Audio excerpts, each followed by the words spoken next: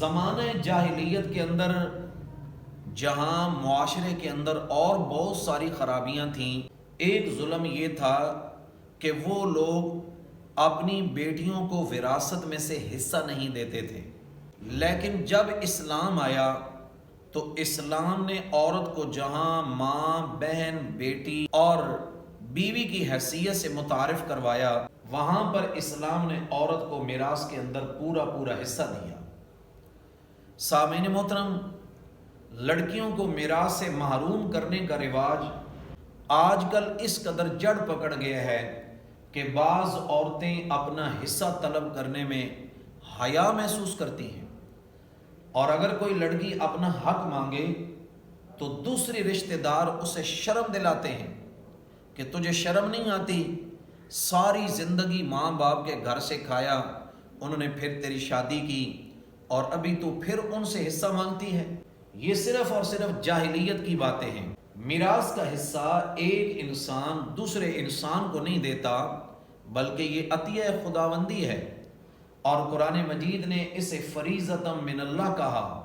کہ یہ اللہ تبارک و تعالیٰ کی طرف سے مقرر شدہ حصہ ہے۔ انسان کے لیے مال حاصل ہونے کے جتنے ذرائع ہیں، ان میں سب سے زیادہ حلال اور پاکیزہ ذریعہ یہی میراث ہے۔ اس لیے نہ میراث کے طلب کرنے میں تکلف کرنا چاہیے اور نہ اس عمل کو باعث شرم خیال کرنا چاہیے۔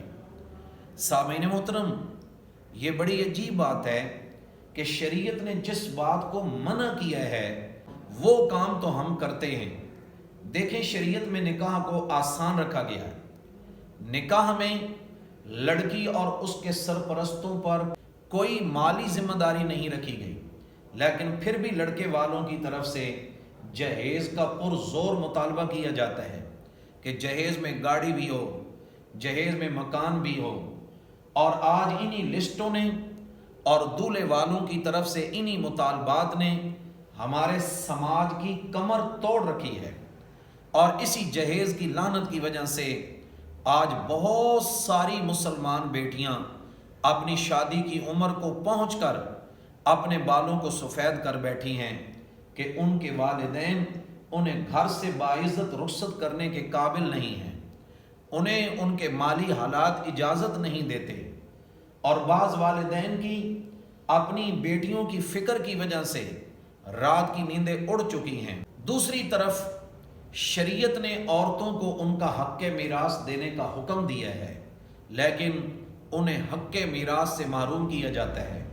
عورتوں کو حق میراث سے محروم کرنا اور بیٹیوں کو ترکے میں سے کچھ حصہ نہ دینا، یہ سخت ظلم بھی ہے اور عظیم گناہ بھی ہے۔ یہ اللہ تبارک و تعالیٰ کے حکم کی نافرمانی اور قرابت داروں کے ساتھ حق تلفی اور نا انصافی بھی ہے۔ سامعین محترم، کسی کا نا حق مال کھانا ایسا گناہ ہے کہ یہ انسان کی عبادت کو ضائع کر دیتا ہے، اور اس کی وجہ سے دعائیں قبول نہیں ہوتی، اور انسان طرح طرح کی آفتوں اور مصائب میں مبتلا ہوتا رہتا ہے، جبکہ آخرت کا جو عذاب ہے وہ اس کے علاوہ ہے۔ اللہ ہم سب کو بچائے۔ دنیا کے معمولی فائدے کی خاطر آخرت کا اتنا بڑا نقصان کر لینا اور جان بوجھ کر نقصان کی تجارت کرنا، عارضی اور فانی فائدے کی خاطر ہمیشہ کی لازوال جنت کی نعمتوں کو چھوڑ دینا، یہ بڑی بے وقوفی ہے۔ لہٰذا ہمیں چاہیے کہ ہم بیٹیوں کو ان کی وراثت میں جو حق ہے وہ حق ان کے حوالے کریں اور خوش دلی کے ساتھ دیں، اور بھائیوں کو چاہیے کہ اپنی بہنوں کو حق دیتے ہوئے ان سے کبھی بھی ناراضگی کا اظہار نہ کریں۔ یہ حق کسی انسان نے انسان کے اوپر نہیں رکھا، بلکہ یہ حق اللہ تبارک و تعالیٰ نے اپنے بندوں کے لیے مقرر کیا ہے۔ اللہ تعالیٰ ہم سب کو قرآن و سنت کے مطابق اپنی زندگی گزارنے کی توفیق عطا فرمائے۔